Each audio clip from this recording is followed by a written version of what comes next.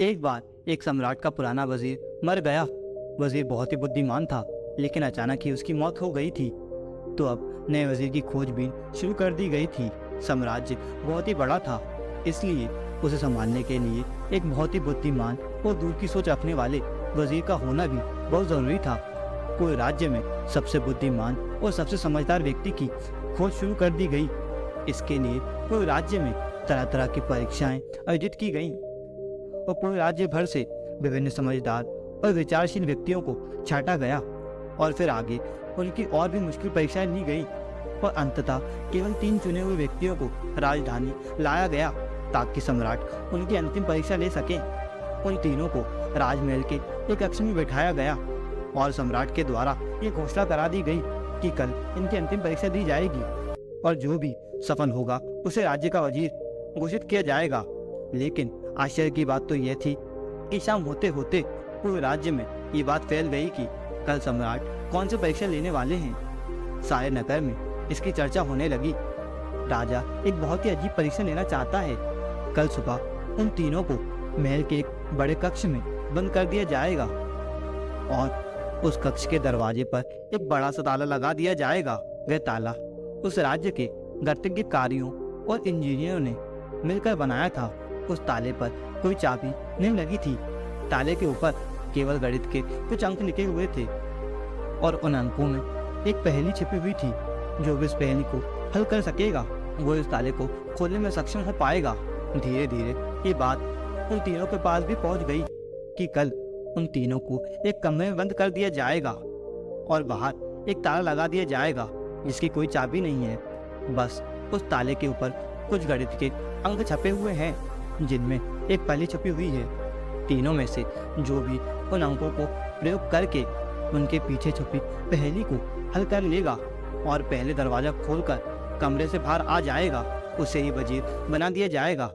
ये सुनते ही उनमें से 2 तो बाजार की तरफ भागे और ताला से संबंधित गणित के विषय में जो भी किताब मिल सकती थी वो सब ले आए और उनका अध्ययन करने लगे। लेकिन उनमें से जो तीसरा था वह सबसे अजीब था। वह ना तो कहीं गया ना तो कोई किताब लाया और अंधेरा होते ही सो गया। बाकी 2 ने सोचा कि शायद डर के मारे इसने परीक्षा में ना बैठने का निर्णय कर लिया है। ये शायद इसे भरोसा नहीं है कि जो खबर उड़ी है वह सही है।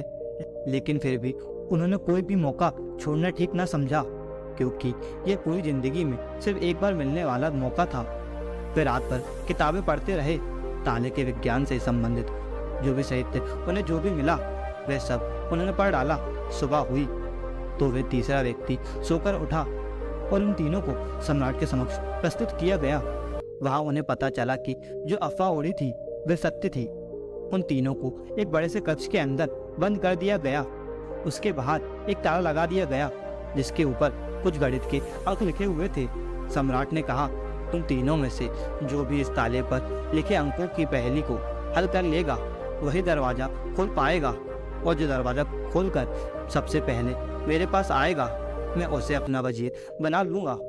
मैं तुम तीनों का बाहर इंतजार करता हूँ। इतना कहकर सम्राट वहां से चला गया और वे 2 व्यक्ति जिन्होंने रात भर पढ़ाई की थी वे अपने वस्त्रों में कुछ किताबें छुपा कर ले आए।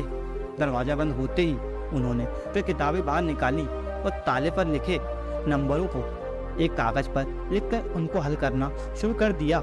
लेकिन जो वह तीसरा व्यक्ति था उसने कुछ न किया। वह अपनी आंखें बंद करके कमरे के कोने में शांति से बैठ गया। उसे बैठा देखकर वे दोनों हंसे और तंज कसते हुए कहा, क्यों हार मान गए? क्या कुछ करो तभी तो कुछ होगा। उन्हें लगा जैसे उसने हार मान ली है। वे डर गया है और अब वह कुछ भी प्रयास नहीं करना चाहता।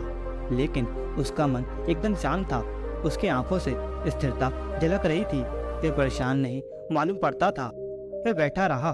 फिर अचानक उसे कुछ सूझा। वह उठकर दरवाजे के पास आया और धीरे से उसे धक्का दिया और ये क्या, दरवाजा खुल गया। वह कमरे से बाहर चला गया। लेकिन वे दोनों व्यक्ति अभी भी अपनी किताबों में ही डूबे रहे। उन्हें पता भी ना चला कि वह तीसरा कमरे से बाहर जा चुका है।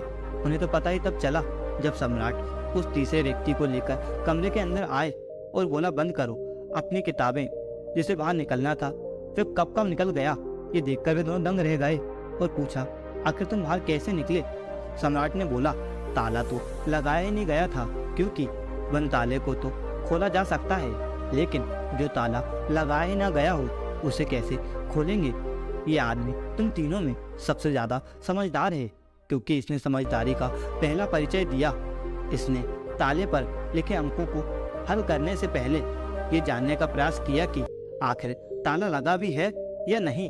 वह आदमी सबसे ज़्यादा समझदार है जो किसी भी समस्या को हल करने से पहले ये देख ले कि जिस समस्या को वह हल करने जा रहा है वह असल में समस्या है भी या नहीं।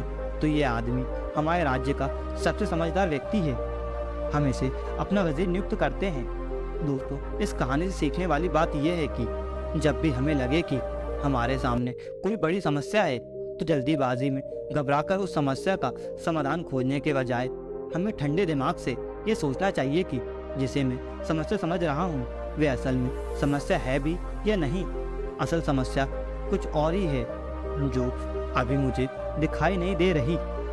दोस्तों, मुझे आशा है कि आपको ये कहानी पसंद आई होगी, तो वीडियो को लाइक करके चैनल को सब्सक्राइब करें।